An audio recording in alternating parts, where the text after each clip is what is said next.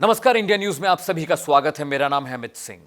आज यूपी से एक बेहद गंभीर खबर आई जिसे देखने, पढ़ने और सुनने के बाद हर किसी की रूह कांप गई। एक 19 साल की दलित लड़की के साथ पहले 4 लोग मिलकर गैंगरेप करते हैं। उसके बाद उसकी गर्दन की हड्डी तोड़ दी जाती है, उसकी जबान काट दी जाती है ताकि वो किसी से घटना के बारे में कुछ भी बता ना पाए। इसमें नया यह नहीं था कि किसी लड़की के साथ गैंग रेप हुआ है। नया यह भी नहीं था कि गंभीर रूप से चोट की वजह से एक लड़की मर जाती है। नया एंगल, नई खबर यह है कि यूपी पुलिस इस पूरे मामले में लीपापोती करने की कोशिश करती है। हम ऐसा क्यों कह रहे हैं, पहले वो समझने की कोशिश कीजिएगा। पुलिस जब सफदरजंग अस्पताल में उस लड़की की मौत हो जाती है, पुलिस उसकी लाश को लेके उसके हाथरस वाले गांव पहुंचती है। गांव पहुंचने के बाद पुलिस को जो पीड़िता है, जिसकी लाश है, वो परिवार को सौंप देनी चाहिए थी, लेकिन पुलिस ने आनन फानन में उसकी लाश को खुद जला दिया। उसका अंतिम संस्कार तक नहीं होने दिया और लाश ऐसी जगह पे जलाई गई जो सुनसान इलाका था, जंगल का। आखिर क्या वजह थी कि पुलिस ने पीड़िता की लाश को परिवार को देने से मना कर दिया? क्या वजह थी कि बिना किसी को बताए चोरी छिपे उसकी लाश जलाई गई? क्या वजह थी कि जो आखिरी जो लास्ट राइट्स होते हैं, जो कर्मकांड होता है, उसके तहत उस लड़की का अंतिम संस्कार क्यों नहीं किया गया? यूपी पुलिस इन तमाम वजहों से सवालों के घेरे में है। क्या यूपी में ऐसे ही योगी हमेशा से कहते रहे, सीएम योगी कहते रहे हैं, क्या इस तरह से यूपी में राम राज आएगा?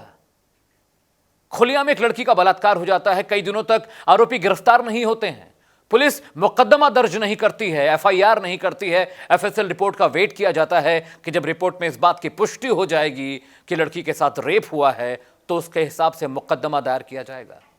लड़की ने मजिस्ट्रेट के सामने अपना बयान दर्ज किया और कहा कि 4 लोगों ने मिलकर मेरे साथ रेप किया। यूपी पुलिस सवालों के घेरे में इसलिए भी है कि जिस तरह से आनन फानन में सब चीजें की गई, उसके बाद एडीजी लॉ एंड ऑर्डर का बयान आता है। वो कहते हैं कि जो लाश जलाई गई वो परिवार के सामने उनकी रजामंदी से जलाई गई। लेकिन परिवार का बयान जब आप सुनेंगे तो आपको समझ में आ जाएगा कि पुलिस ने परिवार को बुलाया ही नहीं, जबरन परिवार को एक कमरे में बंद कर दिया गया और फिर उनकी बेटी की लाश को जंगल में ऐसे जलाया गया जैसे वो लावारिश लाश थी। चिता सजाने और बनाने का काम परिवार के लोग करते हैं जब परिवार के किसी सदस्य की मृत्यु होती है, लेकिन तस्वीरों में यह साफ साफ दिखा कि यूपी पुलिस चिता सजा रही थी। आखिर ऐसा क्यों किया गया? इसी दौरान मीडिया भी मौके पर पहुंचता है और एक महिला पत्रकार बार बार पुलिस से सवाल करती है कि आखिर ये किसकी बॉडी है, चिता पर क्या रखा हुआ है, आप किसको जला रहे हैं, क्यों जला रहे हैं, चोरी छिपे इस काम को करने के पीछे की मंशा क्या है? लेकिन यूपी पुलिस चुप रही, लगातार लोगों को पीछे ढकेलती रही और कहती रही कि हमें अपना काम करने दीजिए। ये वही योगी सरकार है जो राम मंदिर बनने के बाद इस बात का दंभ भरती है, छाती पीट पीट कर इस बात का दावा करती है कि यूपी में सब कुछ अच्छा है, सब चंगा सी। लेकिन क्या यूपी पुलिस सिर्फ गुंडों, मवालियों और माफियाओं को गोली मारने के लिए, उनका इनकाउंटर करने के लिए है? महिलाओं की सुरक्षा कौन करेगा? हमारी बहु बेटियों की सुरक्षा का जिम्मा किसके पास है?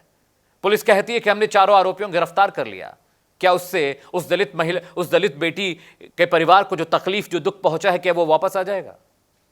एक परिवार ने अपनी बेटी खो दी है, क्या मुकदमा दायर करने और कार्रवाई करने के बाद वो बेटी दोबारा परिवार को मिल जाएगी? मेरे प्राइम टाइम बुलेटिन, चलिए वहां खबर जहां पे आज मैं इसी खबर की पड़ताल कर रहा हूं। मैं आपको बताऊंगा कि किस तरह से यूपी पुलिस ने इस पूरे मामले में लीपापोती की है और इस मामले में सबूतों को छुपाने, मिटाने और खत्म करने की पुरजोर कोशिश हुई है। अगर मेरे कार्यक्रम को लेकर आपको कोई मशवरा, कोई राय, कोई सुझाव है तो आप मुझे इंस्टाग्राम, ट्विटर और फेसबुक पर बता सकते हैं। मेरा इंस्टाग्राम हैंडल है जॉर्नो अमित सिंह। इसी नाम से मैं फेसबुक और ट्विटर पर भी पाया जाता हूं। मेरा एक यूट्यूब हैंडल है जिसका नाम है न्यूज़ व्यूज़ एंड एनालिसिस। मैं हर रोज उस पर एक वीडियो अपलोड करता हूं जहां पर नई खबरों की पड़ताल की जाती है। उस चैनल को सब्सक्राइब करिए, बेल आइकॉन दबाना मत भूलिएगा, क्योंकि अगली बार जब मैं कोई वीडियो अपलोड करूं तो उसकी नोटिफिकेशन आपको मिले। मेरे साथ आज फिलहाल इतना ही। फिर से हाजिर होंगे एक नई खबर, एक नई पड़ताल, एक नए विषय के साथ। तब तक आप देखते रहिए इंडिया न्यूज़। नमस्कार।